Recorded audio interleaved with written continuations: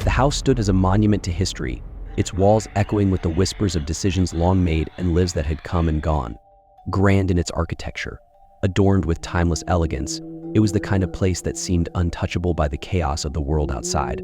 Yet, for all its outward beauty, the house carried an air of something unspeakable, as though it bore witness to secrets too heavy for time to erase. Visitors often remarked on its stillness, a quiet so profound it felt alive. Staff spoke of fleeting shadows and faint voices in empty halls, their accounts dismissed as tricks of the mind or the natural groans of an aging structure.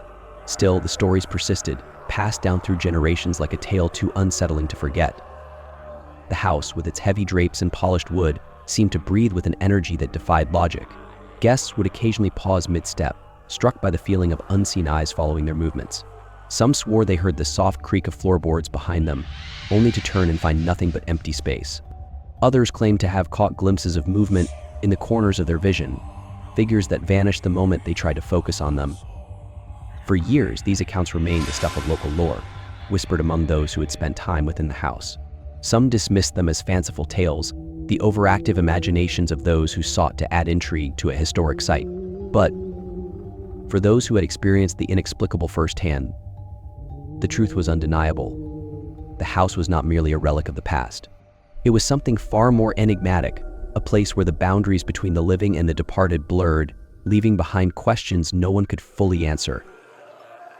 The government house in Regina, Saskatchewan, is a historical marvel that has stood as a testament to the past since construction in 1891. Its walls, steeped in history, have witnessed decades of political decisions and private lives. Yet, beneath the polished floors and grand arches lies an unsettling undercurrent. Rumors of strange happenings have circulated for as long as the building has existed. Employees have spoken in hushed tones about whispers in the empty hallways, furniture moving on its own, and fleeting glimpses of shadowy figures. These stories were never officially acknowledged, but those who experienced them remained adamant that Government House was more than just a relic of history. It was a place where the past refused to rest. For Emma Larson, a doctoral student specializing in colonial Canadian history, Government House was a dream research location. She had been granted unprecedented access to the archives for her dissertation on early governance in the Northwest Territories. The opportunity to stay on the property, immersed in the historical atmosphere, was an added bonus. Emma was a skeptic at heart. Ghost stories and supernatural phenomena didn't interest her. To her, the building was simply a treasure trove of documents, a means to further her academic career. When she arrived, she was greeted by Mrs. Calloway, the curator, an older woman with sharp features and a demeanor that seemed both welcoming and wary.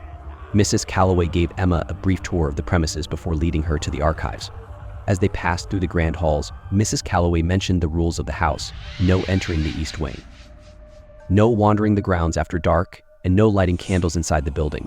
Emma found the rules peculiar but assumed they were related to preservation efforts. The room assigned to Emma was on the second floor, its large windows offering a view of the gardens.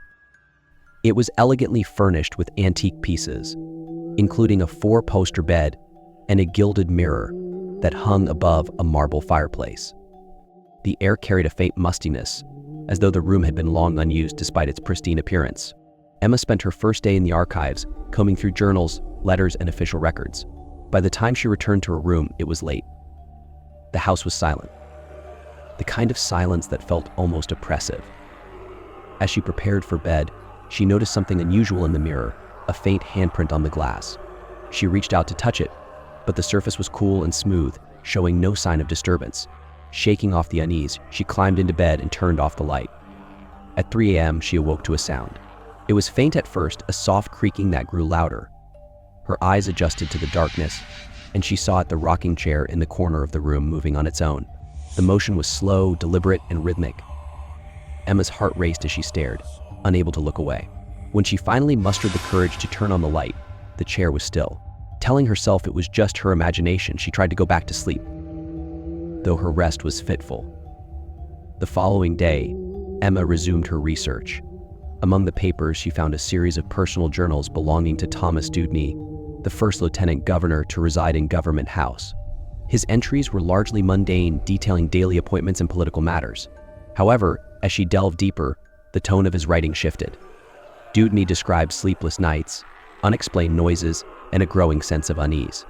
He mentioned his wife, Margaret, who reportedly spoke of seeing a woman in white standing near the nursery window. Emma was intrigued. She found references to Margaret's untimely death, officially ruled as an accident after she fell down the grand staircase. Yet, whispers in the community at the time suggested something more sinister. That night, the whispers began. Emma was at the desk in her room, reading, when she heard a faint voice. It was soft, almost imperceptible, but unmistakable. It seemed to say, "Help me."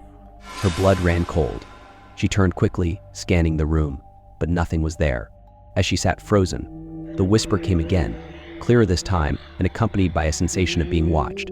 Emma spent the next day trying to rationalize her experience. She buried herself in the archives, hoping to distract herself, but the eerie occurrences only intensified.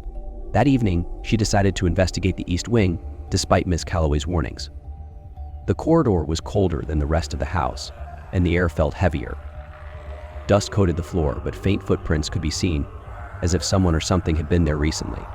Emma's flashlight illuminated a nursery, eerily preserved as if waiting for its occupant to return. A crib stood by the window, a mobile swaying gently above it. The rocking chair in the corner creaked, moving as though propelled by an unseen force. Emma's flashlight flickered, and in the dim light she saw her, a woman in white, standing by the crib. Her face was obscured, but her presence was overwhelming. Emma tried to speak, but no words came out. The woman raised an arm and pointed to the far wall, where something was scratched into the wallpaper. In jagged letters, it read, "They lied." Emma fled the room, her heart pounding, but the house seemed determined to trap her. Doors slammed shut as she tried to escape, and the whispers grew louder, forming a cacophony of voices that filled her head. She stumbled into the grand hall where the apparition appeared again, this time more solid, more real. It was Margaret, her face pale and sorrowful. She spoke, her voice layered with anger and despair. "You have to tell them," she said. "They deserve to know."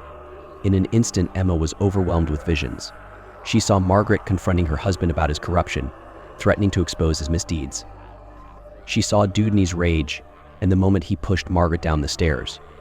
Her death had been no accident, it was murder, carefully concealed to protect his reputation. As the visions faded, the house seemed to shudder. The whispers ceased, replaced by a deafening silence. Margaret's form flickered, her expression softening. "Thank you," she whispered before disappearing. When Emma finally left Government House, the sun was rising.